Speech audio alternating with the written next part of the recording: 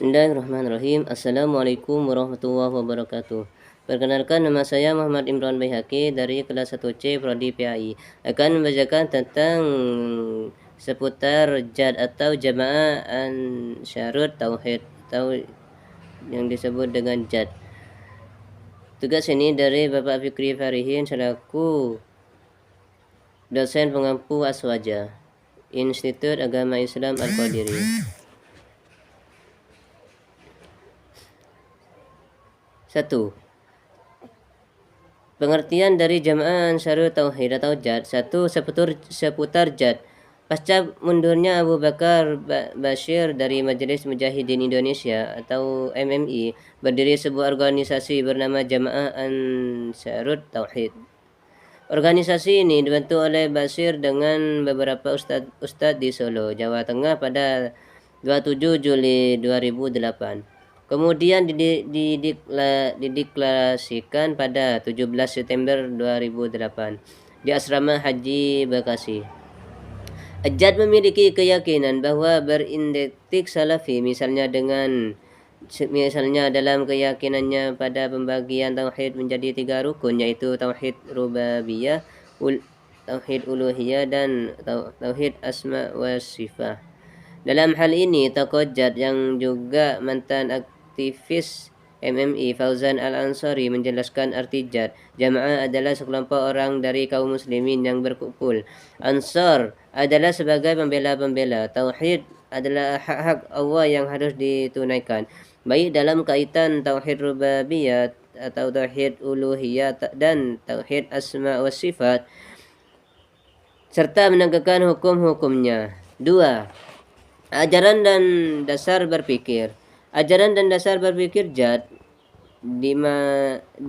dimanifestasikan dalam bentuk akidah dan manhaj yang terdiri dari atas dua poin. Di antaranya adalah sebagai berikut. 1.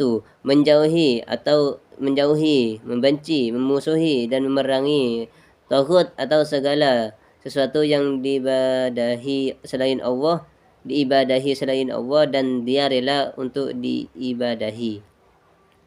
2. Meyakini Al-Quran itu bukan makhluk, karena itu wajib untuk diagungkan, diyakini, diikuti, dan dijadikan sebagai sumber hukum.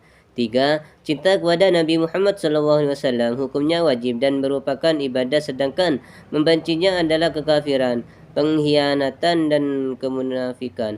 Karena mencintai Nabi Muhammad SAW, maka mereka mencintai dan menghormati ahli baitnya, namun tidak berlebih-lebihan terhadap mereka, dan tidak pula menunduh atau menghujat mereka.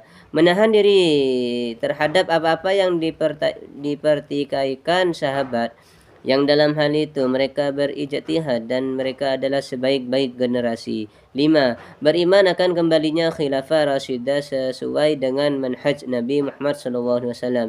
6.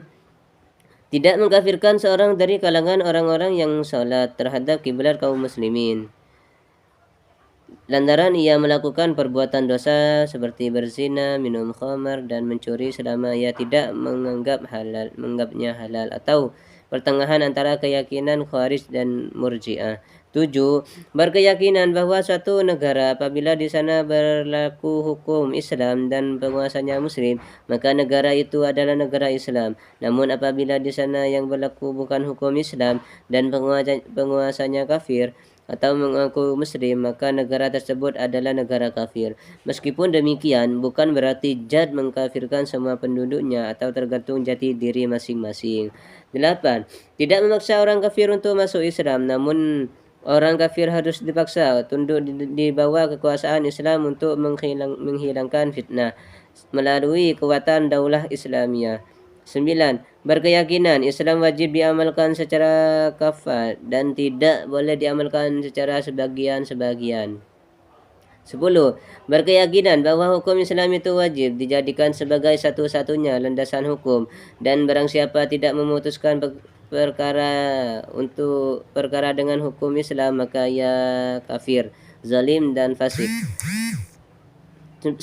Bantu komunitas Muslim yang sesuai dengan sunnah Nabi adalah jamaah dan imamah.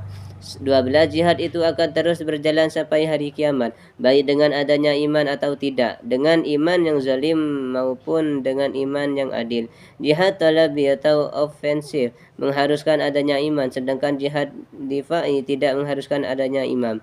13. Wajib bagi seluruh kaum muslimin untuk hidup di bawah satu kepemimpinan khilafah yang mengatur seluruh urusan mereka berdasarkan syariat Islam untuk kemaslahatan dunia dan akhirat. 14. Ajad berwala atau walayal kepada Allah, Rasulnya dan orang beriman, dan membela wali-wali Allah dan memberi musuh-musuh Allah. Jad melepaskan diri, melepas diri dan melakukan penentangan kepada semua agama selain Islam dengan cara yang telah ditetapkan dalam Al-Quran dan Sunnah, dan menjauhi cara-cara bid'ah dan sesat. Jamaah dan imamah bagi jad. Menurut Abu Bakar Bashir, selain menurunkan Islam sebagian landasan hidup untuk mengatur kehidupan, Allah juga menurunkan sistem untuk mengaturnya, yaitu dengan sistem kekuasaan. Allah juga menurunkan sistem dalam memperjuangkan Islam dengan dakwah dan jihad. Allah juga menurunkan cara dan sistem dalam berorganisasi dalam Islam dengan sistem al-jama'ah wal imamah atau kelompok dengan kepemimpinan. Dalam sistem al-jama'ah wal imamah, menurut Bashir, amir bertanggung jawab langsung kepada Allah Subhanahu wa taala. Amir juga tidak dipilih secara periodik, melainkan berlaku kepemimpinan seumur hidup selama amir itu tidak melanggar syariat, wafat atau masih hidup tapi lemah. Karena itu Bashir tidak menyetujui adanya kongres seperti yang selama ini dilakukan oleh MMI. Selain itu, sistem syura dalam sistem ini hanya memberikan bantuan pemikiran kepada amir, tidak mengikat dan tidak diikuti keputusannya. Menurutnya, pemimpin akan mengambil pendapat yang menurut dia baik. Perbedaan pendapat soal berorganisasi itu akhirnya berujung pada mundurnya ABB dari MMI. Bagi Bashir, dakwah dan jihad sebagai cara perjuangan yang ditempuh MMI sudah benar. Namun sistem yang digunakannya masih menggunakan cara-cara yang tidak sesuai dengan sunnah Nabi. Menurutnya, sejak diangkat menjadi pemimpin ahlul halli wal aqdi atau ahwa, ia sudah melihat kekeliruan tersebut dan ia juga sudah menolak diangkat menjadi amir MMI. Tetapi karena desakan, ia menerima jabatan itu untuk sementara demi kemaslahatan dan dengan tekad pada suatu hari ia berharap bisa memperbaiki kekurangan itu. Semula ia akan memperbaiki sistem organisasi MMI agar sesuai dengan sunnah Nabi Muhammad SAW. Namun takdir Allah berkata lain. Baru 2 tahun menjabat sebagai amir, ia dipenjara. Setelah ia keluar dari LP Cipanang, ia berusaha meluruskan sistem organisasi MMI, namun hasilnya menurutnya nihil. Maka ia pun memutuskan untuk mundur dari amir MMI. Soal sistem kepemimpinan ini juga membuat Bashir ditempa tudingan miring bahwa dirinya menganut paham Syiah. Namun tudingan ini dibantah Bashir. Menurutnya, dalam Syiah seorang amir maksum atau terjaga dari dosa, sedangkan menurut Islam amir itu tidak maksum, bisa saja berbuat salah dan dosa. Sistem al-jama'ah wal imamah ini kemudian menjadi akidah dan manhaj Jamaah Ansarut Tauhid atau JAD. Kendaraan baru Abu Bakar Bashir disebutkan dalam pokok-pokok akidah dan manhaj JAD.